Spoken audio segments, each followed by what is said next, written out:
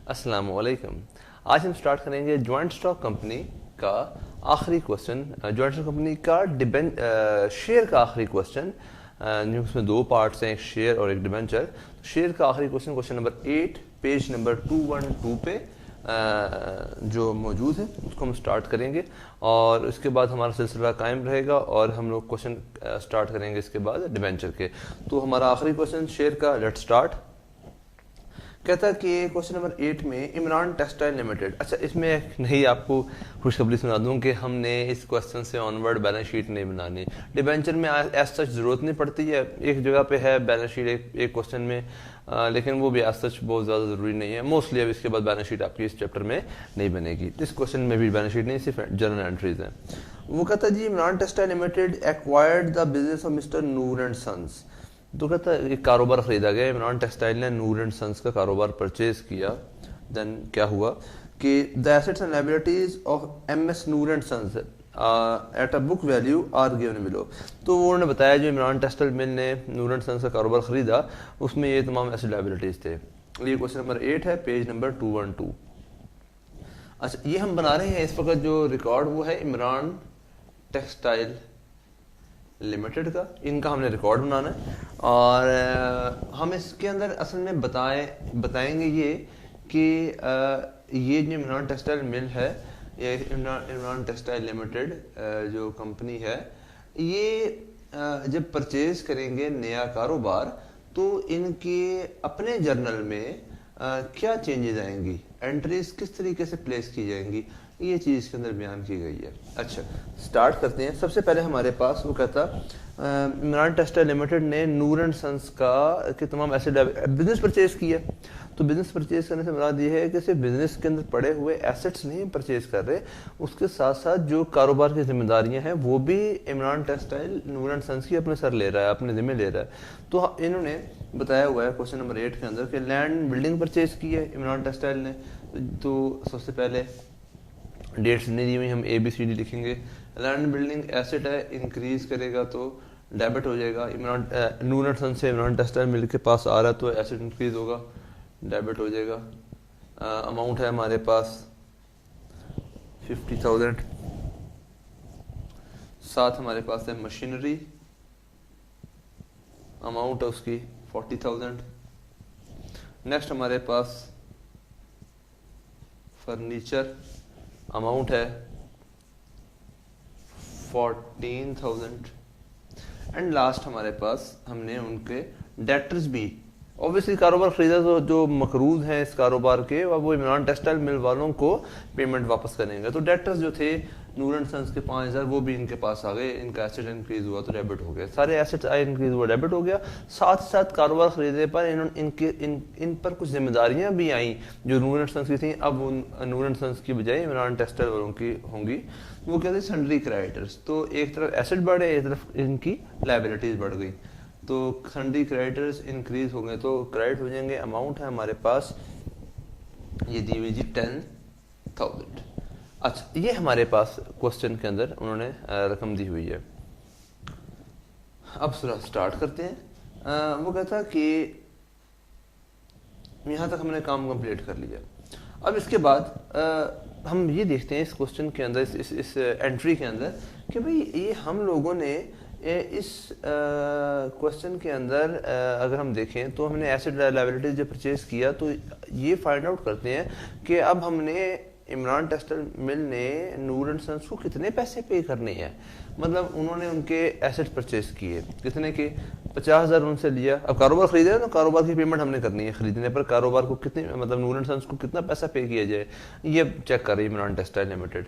उन्होंने देखा जी हमारे पास नूर एंड सन्स के 50,000, 40,000, 90 और 10 कर लो लाख, 1,04,000 और 1,04 जमा 5, 1,09,000। हमारे पास इमरान टेक्सटाइल ने आइडिया लगाया कि हमारे पास 1,09,000 के एसेट्स मौजूद हैं, किसके, नूर एंड सन्स के। ओके 1,09,000 रुपये देना है नूर एंड सन्स को, पर साथ ही साथ उन्होंने देखा कि नूर एंड सन्स की हमने एक जिम्मेदारी भी अपने सर ले ली है कि 10,000 रुपया हमने नूर एंड सन्स का उनके क्रेडिटर्स को वापस करना है। तो हमने सोचा इमरान टेक्सटाइल ने कि भाई 1,09,000 तो उनको देना था, उसमें से हम उनकी बिहाफ पे 10,000 की पेमेंट करेंगे तो असल जो पेमेंट देने की बनती है वो बनती है 99,000। तो यहाँ पे हम क्या करेंगे, अब एंट्री दोनों साइड बराबर नहीं है, यहाँ पे आपके पास 99,000 रुपए की कमी है, लेकिन मैं सिर्फ इसको माइनस करके नहीं लिख रहा। इसका रीजन है हमने एसेट खरीदे, हमने नूर एंड सन्स के क्रेडिटर्स को पेमेंट करनी है, लायबिलिटी इंक्रीज हुई, और हमने नूर एंड सन्स को भी पेमेंट करनी है 99,000 की। तो नूर एंड सन्स को अगर हम कैश में हमारे पास पैसे होते हम फटाफट यहाँ पे कैश पे करते, 99,000 रुपये हमने पे कर दिया। पर अगर हमने कैश में पे करना है तो इस एंट्री का यहाँ फायदा क्या है, हमने नूर एंड सन्स को पैसे पे नहीं किए, हमारे पास पैसे थे नहीं, इमरान टेक्सटाइल वालों के पास पैसे मौजूद ही नहीं थे। तो उन्होंने कहा कि नूर एंड सन्स को कि देखो तुम्हारी तरफ 99,000 देना बनता है हमारा, हमें तुम्हें देना 99,000 रुपया, पर ये पैसे हमारे पास नहीं है, अभी हम तुम्हें एज अ क्रेडिटर के तौर पे यहाँ पे अपने पास रिकॉर्ड कर लेते हैं। नूर एंड सन्स क्रेडिटर बन गए, 99,000 रुपया देना है इमरान टेक्सटाइल ने नूर एंड सन्स का, क्रेडिटर इंक्रीज होंगे तो क्रेडिट हो जाएगा, मतलब लायबिलिटी है, ये भी लायबिलिटी है, ये तो आउटसाइड क्रेडिटर्स है ना जो नूर एंड सन्स के थे, इनको भी पेमेंट करनी है और नूर एंड सन्स को भी पेमेंट करनी है। नूर एंड सन्स लायबिलिटी है, इंक्रीज होगा तो क्रेडिट हो जाएगा। अब हम यहाँ लिखेंगे assets and liabilities of Noor and sons purchased, आप कह सकते हैं business purchased of Noor and sons, ये भी लिख सकते हैं। तो हमारी पहली एंट्री रिकॉर्ड हो गई। अच्छा, मैं इसको जो है एंट्री नंबर 1 नाम जो है ना 1 दूंगा नाम, क्योंकि इसके बाद अब इसके पार्ट स्टार्ट हो जाएंगे। अब वो कह रहा है कि देखिए हमने नूर एंड सन्स को पेमेंट करनी है, ये कितनी 99,000, पर इमरान टेक्सटाइल मिल वालों के पास इस टाइम पैसे नहीं है उनको पूरे के पूरे पे करने के लिए। तो उन्होंने क्या सोचा, अब जरा आगे देखते हैं क्या बात कर रहा है। कहता है the purchase consideration is to be paid by the company, ये जो भाव हुआ और जो अमाउंट तय हुई कि भाई हमने नूर एंड सन्स को पेमेंट करनी है 99,000 रुपया, वो फिर सोचा इमरान टेक्सटाइल वालों ने कि हम ये पे करेंगे नूर एंड सन्स को इन fully paid up share of ₹10 each. भाई 99,000 रुपया पे करने की बजाय 10 रुपए के हिसाब से 99,000 के जितने भी शेयर बनते हैं हम उनको वो शेयर दे देंगे। तो इससे क्या होगा कि इमरान टेक्सटाइल मिल जो है वो ओनर ही बन जाएंगे, साथ नूर एंड सन्स उन्हीं के साथ कारोबार में शरीक भी हो जाएंगे। नूर एंड सन्स का कारोबार का भी प्रोसेस चलता रहेगा, लेकिन ओनरशिप ट्रांसफर हो जाएगी किसको, इमरान टेक्सटाइल मिल वालों को। तो इसीलिए नूर एंड सन्स को यहाँ पे क्रेडिटर के तौर पर लिखा हुआ है कि भाई इसकी क्रेडिटर की जो या लायबिलिटी का जिसका लायबिलिटी इसको बनाया हुआ है इसको ख़त्म करेंगे और इसको ओनर के तौर पे अब हम लोग अपने साथ इंट्रोड्यूस करा देंगे। तो अब हमारे पास पहली एंट्री आती है 1 के बाद। वो कहता आपने उनको शेयर्स दे के उनसे उनके कर्जे से जान छुड़ा लेनी है। नूर एंड सन्स को एज अ क्रेडिटर लिखा हुआ है, तो आप इसको ये क्रेडिटर एज अ लायबिलिटी लिखा हुआ है, तो लायबिलिटी को आपने ख़त्म करना है। कैसे, उनको पैसे देके नहीं, उनको आपने शेयर्स देके आपने इनकी लायबिलिटी एंड करनी है। अब शेयर्स देते हैं तो उन्होंने पार्ट ए में बताया हुआ है कि आपने इनको पार वैल्यू पे शेयर देना है। मैं जरा यहाँ पे लिख लेता हूँ, गौर से आपने सुनना जी, ये क्वेश्चन थोड़ा डिफरेंट है। इस क्वेश्चन के अंदर आपको ये बयान नहीं कर रहा कि आपने 10,000 शेयर देने हैं 10 रुपए के हिसाब से, वो आपको ये बयान नहीं कर रहा कि आपको शेयर्स की तादाद वो बयान नहीं कर रहा, वो आपको कह रहा है कि आपने पैसे उनको देने हैं 99,000, पर पैसे नहीं है आपके पास, तो आप उनको 99,000 रुपए के शेयर्स दोगे। कितनी तादाद दोगे वो डिसाइड करेगा कि आप एक शेयर कितने का देंगे। कभी हम उसको शेयर देंगे 10 रुपए के हिसाब से, कभी हम शेयर देंगे उनको 11 के हिसाब से पार पे प्रीमियम पे, और कभी हम उनको डिस्काउंट के हिसाब से शेयर देंगे।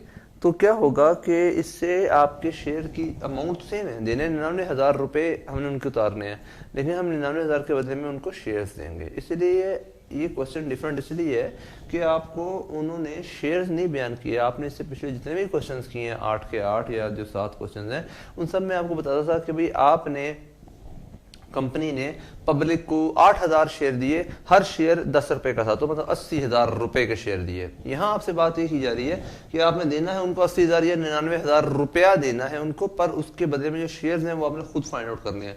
तो हम इसमें ऑपोजिट चल रहे हैं। तो 1 बाय 1 देखते हैं। सबसे पहले हमारे पास ए ऑप्शन आ गया, मैं इसी कैलकुलेशन यहाँ साथ कर रहा हूँ। वो कहता है आपने उनको पार पे 10 रुपए के हिसाब से शेयर देने हैं, तो 99,000 का कर्जा उनका आपने उतारना है।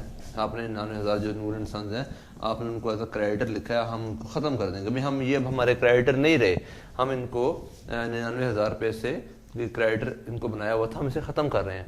बदले में इनको क्या देंगे, हम इनको कारोबार में हिस्सा देंगे।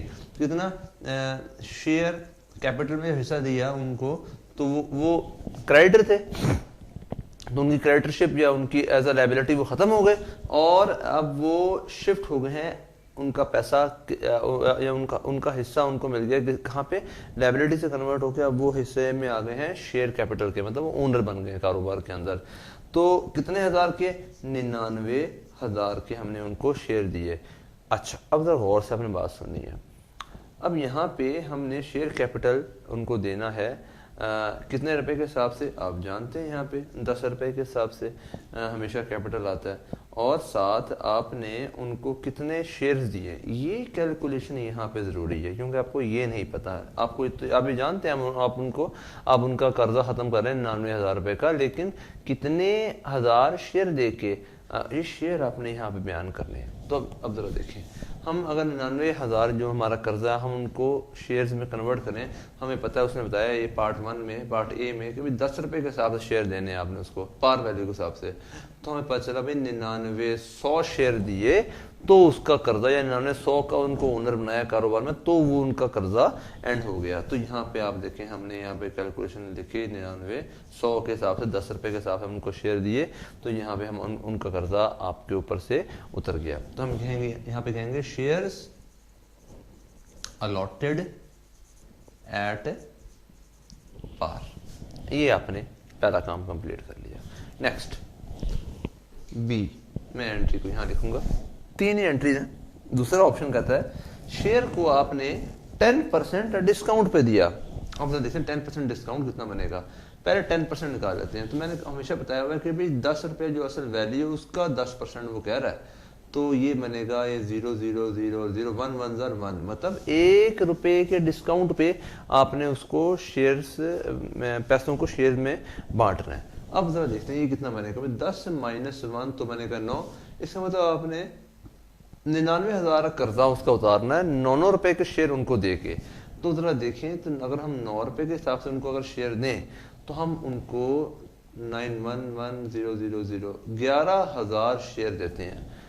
11,000 शेयर देके हमने उनका कर्जा उतार लिया। मैंने दोबारा बताया आपको कि यहाँ पे हम लोग ऑपोजिट चल रहे हैं। हमें क्वेश्चन के अंदर पहले आज तक जितने भी हमने क्वेश्चन किए 7, उसमें हमें शेयर की तादाद और अमाउंट बताता था। अब उसने हमें शेयर की तादाद की बजाय टोटल अमाउंट बताइए और कहा इसको कन्वर्ट कर दो इतने रुपए के हिसाब से शेयर में। इसलिए हर एक ऑप्शन ए बी से डिफरेंट है, बी सी से डिफरेंट होगा।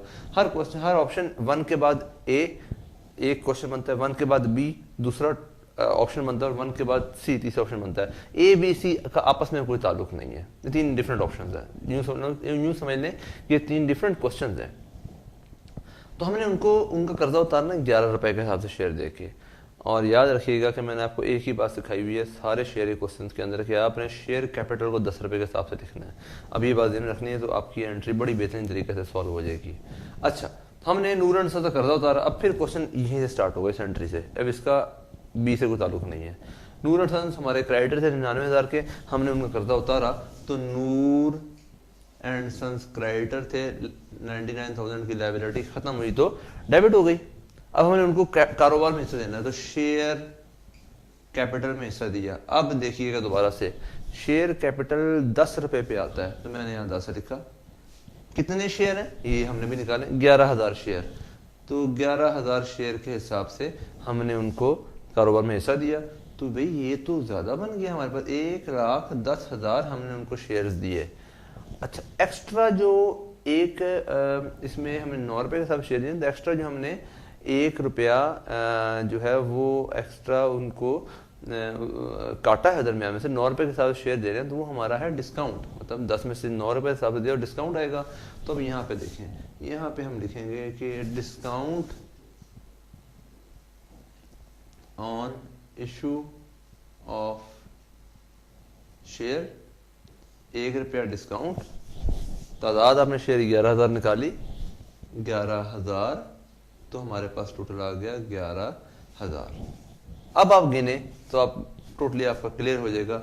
ये हमारे पास बनेगा 1,10,000। नीचे लिखेंगे हमारे पास शेयर इशूड एट डिस्काउंट, हम डिस्काउंट पे शेयर दे रहे हैं, ठीक है। और हमारे पास यहाँ पे डिस्काउंट एक तरह का एसेट है, इंक्रीज होगा डेबिट हो जाएगा। नूर एंड सन्स हमारी लायबिलिटी थी, हमने ख़त्म की, लायबिलिटी डिक्रीज हुई तो डेबिट हो गई और कैपिटल में उनको हिस्सा दिया। असल में अगर आप गौर से देखें ना तो डिस्काउंट एक तरह से इनके लिए इस दफ़ा जो 99,000 रुपया इन्होंने उनको देना था, बदले में उनको देना पड़ा 1,10,000 रुपया। तो अगर आप गौर से देखें तो एक तरह से इन कंपनी को नूर एंड सन्स को जब पेमेंट करनी पड़ रही है तो एक तरह से उनको नुकसान हो रहा है कि उन्होंने कर्जा उतारना था 99,000 का, पर कर्जे 99,000 का कर्जा देने के लिए 1,10,000 रुपये का उनको वो प्रोवाइड कर रहे हैं कैपिटल, तो उनको जो नुकसान हो रहा है वो 11,000 का। तो आप डिस्काउंट को यहाँ पे एक्सपेंस के तौर पर भी ट्रीट कर सकते हैं। नेक्स्ट हमारे पास यहाँ पे आ गया सी, और सी में वो बात कह रहा है जी हमने 10% प्रीमियम पे उनको उनका कर्जा उतारा। अच्छा, कर्जा कितना जी 99,000 हमने उतार लिया, हमने नूर एंड सन्स कर्जा उतारा 99,000। फिर बताऊंगा मैं दोबारा से, ये इसका ताल्लुक वन एंट्री के साथ है, ए बी के साथ सी का कोई ताल्लुक नहीं है, डायरेक्टली वन के बाद सी एंट्री आ रही है। ये 3 डिफरेंट ऑप्शन हैं जिसमें से कोई भी ऑप्शन कंपनी चूज कर सकती है।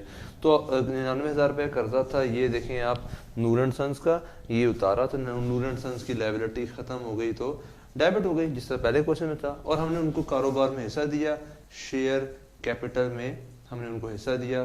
कैपिटल हमेशा कितने रुपए पे आता है 10 रुपए के ऊपर, तो हमने 10 रुपए के हिसाब से हिस्सा दिया। कितने हिस्से दिए अब ये फाइंड आउट करते हैं। सी ऑप्शन, हमने 99,000 को बांटना है कितने के हिसाब से 10% प्रीमियम, सी में दिया हुआ 10% प्रीमियम, 10% 1 बनता है, प्रीमियम से मुराद है 1 रुपया ज्यादा, 1 रुपये बनता है ना 10%, तो 1 रुपया कम तो 9 रुपये था, 1 रुपया ज्यादा तो बनेगा 11 रुपये। हमने 11 रुपये के हिसाब से 99,000 के हिस्से बनाने हैं। ये कितने बनेंगे 11 1 11 11 9 99 0 0 और 0, तो हम उनको 9,000 हिस्से देंगे और 9,000 के हिस्से दे के हम उनसे 99,000 कर्जा माफ करा लेंगे। मतलब उनको 99,000 कर्जा उनका खत्म कैसे होगा कि हम जब उनको 9,000 का हिस्सेदार बनाएंगे। तो इस दफ़ा कंपनी को फ़ायदा हो रहा है इसके अंदर कि वो हिस्से कम दे रही है और कर्जा ज़्यादा महंगा उतर रहा है। तो हमारे पास 99,000 कर्जा ख़त्म हो गया और हिस्से कितने दिए आपने 9,000 हिस्से दिए। अगर हम 9,000 हिस्सों के हिसाब से देखें तो यहाँ पे आप उनको कैपिटल में 90,000 की इक्विटी या 90,000 का हिस्सेदार बना रहे हैं। अब जो 1 रुपया आपने प्रीमियम हासिल किया वो आपका यहाँ नीचे आ जाएगा 9,000 रुपया। Share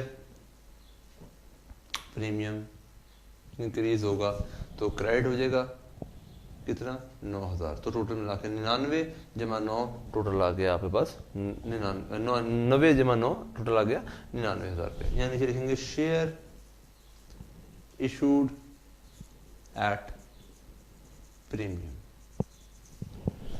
so this was it, यहाँ तक हमारा कंप्लीट हो गया क्वेश्चन नंबर 8। इसी के साथ जो शेयर का आपके टोटल क्वेश्चंस की तादाद वो एंड होती है। अब हम स्टार्ट करेंगे नेक्स्ट लेक्चर के अंदर डिबेंचर्स, जो जॉइंट स्टॉक कंपनी का दूसरा पार्ट है। सो इंशाल्लाह मुलाकात करते हैं नेक्स्ट लेक्चर में। जाने से पहले काइंडली वीडियो को आप ज़्यादा से ज़्यादा शेयर करें सोशल मीडिया के प्लेटफॉर्म्स पे, एंड हमारे चैनल को सब्सक्राइब करें और बेल के आइकन को दबाएं ताकि आपको आने वाली जितने भी अपडेट्स हैं वो रिगार्डिंग हमारी किसी भी कैटेगरी के वो आपको मिल सके। Thank you so much. Subscribe our channel ideas.tv and press the bell button to get new updates.